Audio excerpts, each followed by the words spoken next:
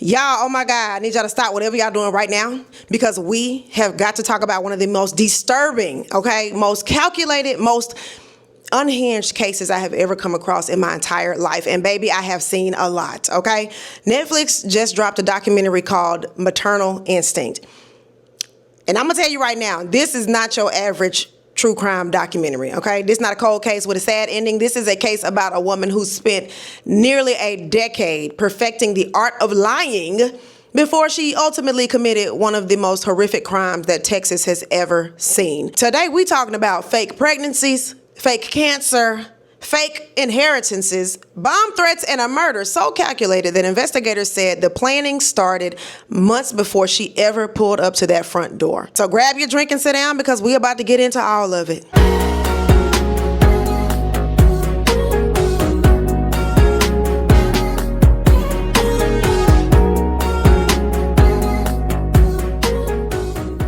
What's up, everybody? It's your girl, Indescribable, aka Geraldine Lake, and we got to get into this Netflix documentary called Maternal Instinct. Before I go any further, I do want to acknowledge the real reason we are here. Reagan Hancock was a 21-year-old wife and mother who should still be alive today. Her story matters more than anything else in this documentary, and I want to make sure that she is honored throughout this entire conversation, okay? So first, let me set the scene. Taylor Parker grew up in Sims, Texas. Tiny town, small community, the kind of place where everybody knows everybody and your reputation travels a lot faster than a text message. By the time Taylor came into the story that we're about to discuss, she had already been married twice and divorced twice. She had 2 kids from those relationships.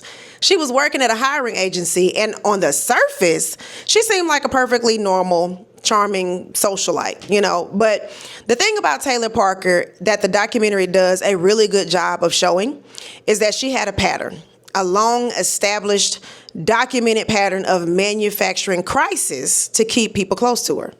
So her former friends, Kenzie and Abby, who knew her from years before any of this, sat down in the documentary and laid it all out. According to them, Taylor told people around her that she had multiple sclerosis, then cancer, then a brain tumor, then a stroke. One after another, and every single time something felt off, she had a perfectly reasonable explanation ready, okay? Kenzie even said she had to cut Taylor off because Taylor became obsessed with her own pregnancy. Like fixated on it, wanting to plan the gender reveal, asking to log into Kenzie's pregnancy tracking app to monitor progress.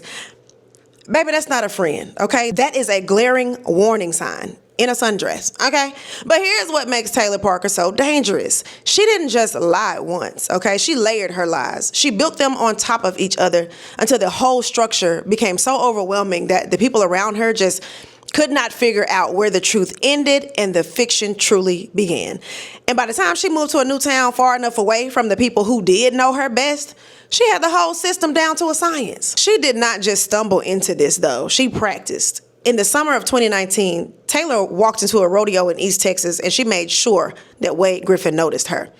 Now, Wade is a hog trapper. He's a roofing company supervisor, true country boy to his core, okay? And he says himself in the documentary that when Taylor walked in, she just lit up the room, okay? He was swept up immediately, and they moved in together within 3 months of meeting.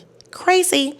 All right, now I need you to understand something about the dynamic here because this is where Taylor's psychological game really kicks in. She didn't just sell Wade a relationship. She sold him an entire life, almost from the jump. Taylor is telling Wade that she has $6 million inheritance waiting on her once some family drama gets sorted out, and then she starts making all these crazy purchases that make absolutely no sense on a hog trapper and hiring agency budget, like an $87,000 truck.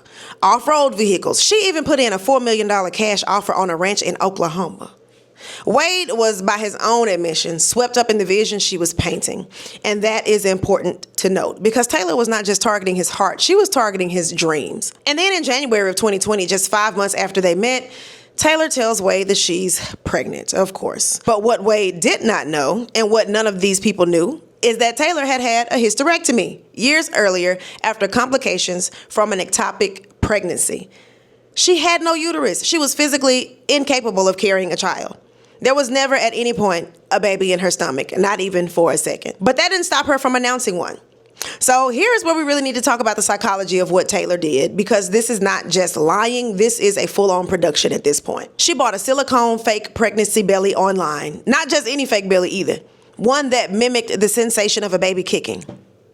She purchased a fake ultrasound. She kept Wade away from doctor's appointments, telling him that she was insecure about her body. And when Wade did try to come to an appointment, she would tell him things like the doctor had to postpone. Just foolishness, okay? She posted pregnancy updates on social media. She picked out baby names. She started decorating a nursery. She had a full gender reveal party in March of 2020 where her family showed up. Wade's family showed up. Everybody showed up to celebrate this girl for the baby that did not exist. And here is the thing that is so haunting, y'all. During the trial, prosecutors proved that Taylor spent nearly 10 months maintaining this deception. Now, that's not someone that's acting out of desperation. That's somebody who woke up every single day and made a choice to continue to lie over and over again. But cracks started forming in that story. Wade's friend Cody Ott's wife, Stephanie, was one of the first people to clock that something was wrong. Taylor sent the group a medical report confirming the baby was a girl. So Stephanie noticed that the date on the report said November of 2016. So she called Taylor about it. Taylor came back with an explanation. Oh, the lab misprinted dozens of reports that day, but the gender news was still accurate. Now, Stephanie said in the documentary that from that moment on, she knew something was off, and she was absolutely right. Okay, as Taylor's fake due date started approaching, everything got harder to maintain. Wade's mother, Connie, and Stephanie Ott were quietly making calls to clinics, to labs, trying to verify what Taylor had told them.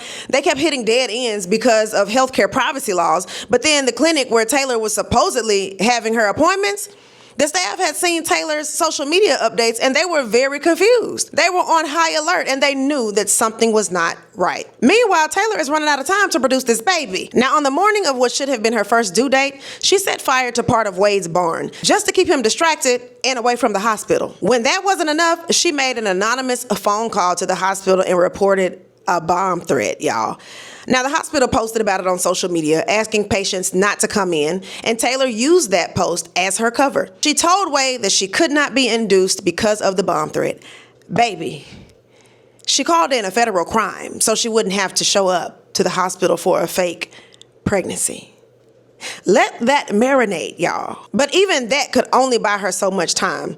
A month went by, then another. Then she was telling people that she was 10 months pregnant. Like, girl, you raising all types of eyebrows around here. Wade was starting to push back harder and harder. And investigators later discovered that during this entire period, Taylor was on her phone researching how to deliver a baby preterm at 35 weeks, how to order a cheap silicone pregnancy belly, newborn adoptions, how to find a birth mother, and videos of C-sections.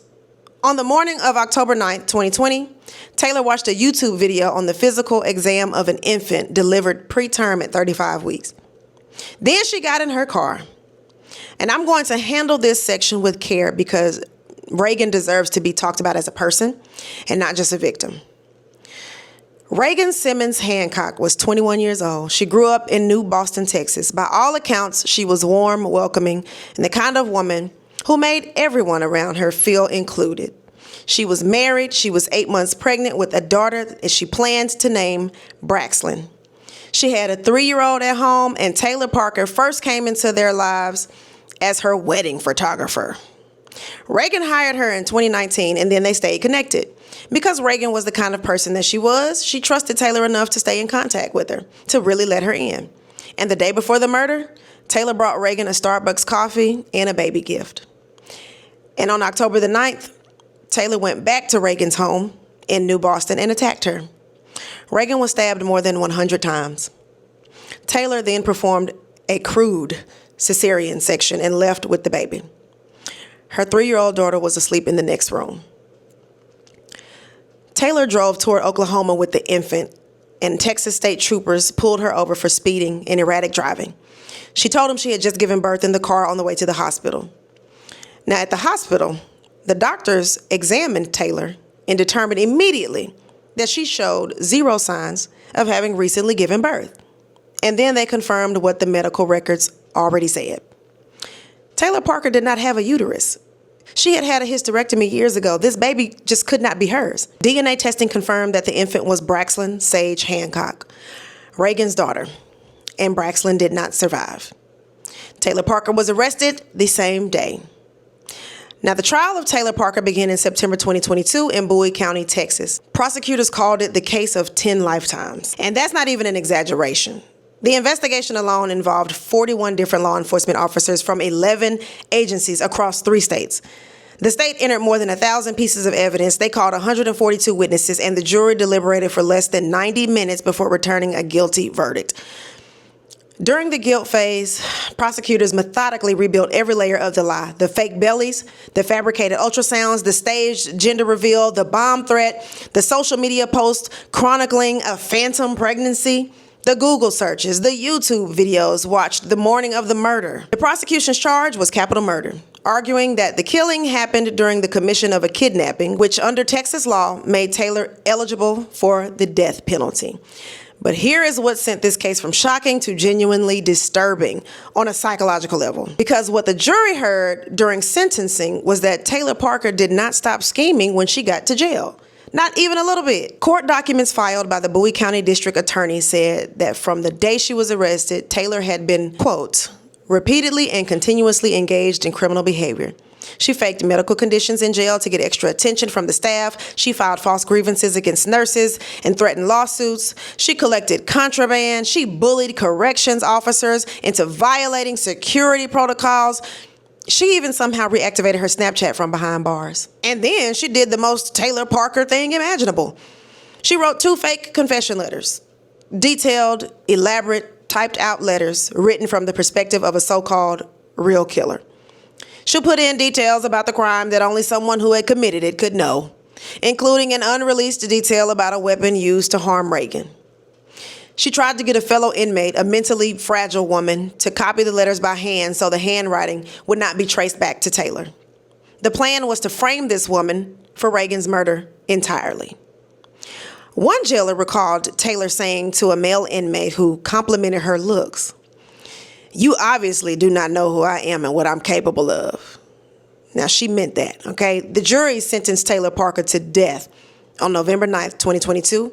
She was 29 years old, and she's currently the youngest woman on death row in the state of Texas, housed at the Patrick L. O'Daniel unit in Gatesville, the same facility where Yolanda Saldivar, convicted of killing Selena Quintanilla, is serving a life sentence. In 2025, the Texas Court of Criminal Appeals upheld her conviction and sentence.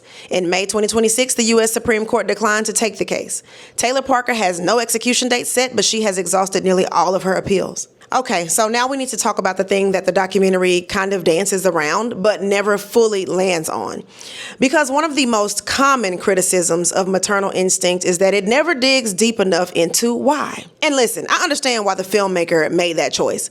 She wanted the victims to be centered. She did not want to give Taylor a platform, and I respect that. But I also think we owe it to ourselves and to Reagan's memory to actually understand what we are looking at here. Because Taylor Parker is not just a liar. What Taylor exhibits is a pattern of behavior that psychologists would recognize immediately.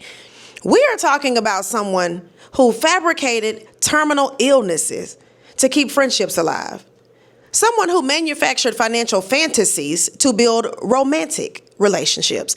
Someone who faked a pregnancy for 10 months, called it a bomb threat, and then committed murder, all to maintain a version of herself that she had invented.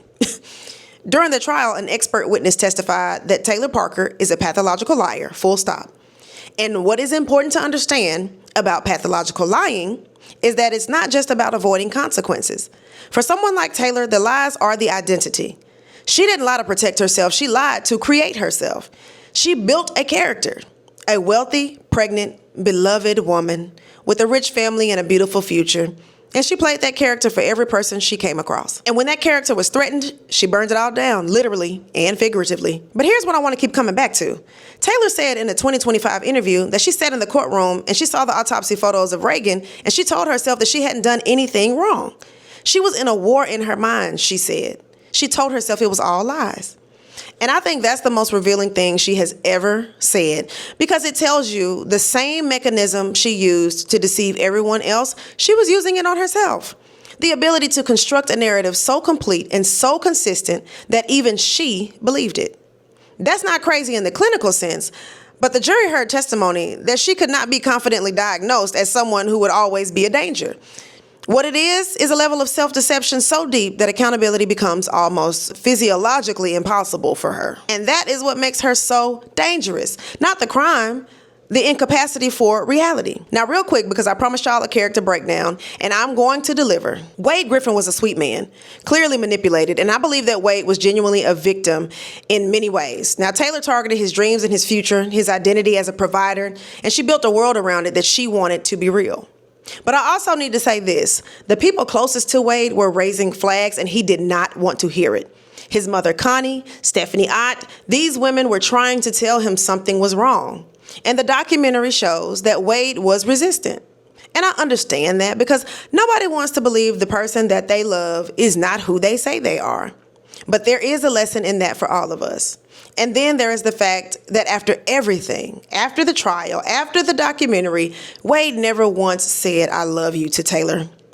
Not on camera, not in an interview, not in a single clip. And I think that silence is actually one of the most honest parts of the whole documentary because it makes you wonder whether Wade was in love with Taylor or whether he was in love with the dream that she was selling him. Now, Cody is the real MVP. His wife, Stephanie, was sounding the alarm from jump, and Cody stayed loyal to his friend, Wade, without ever fully buying into the fantasy.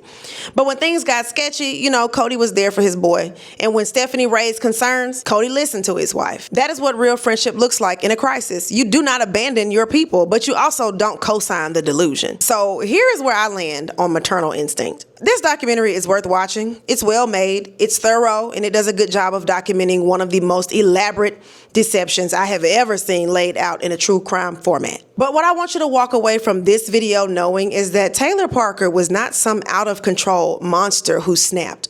She was a person who spent years practicing manipulation until it became second nature to her.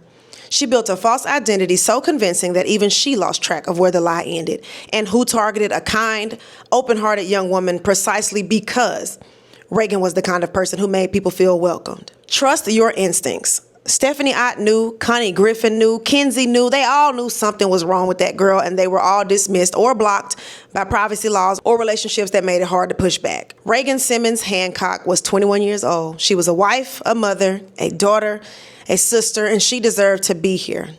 Her daughter Braxlyn deserved to be here as well.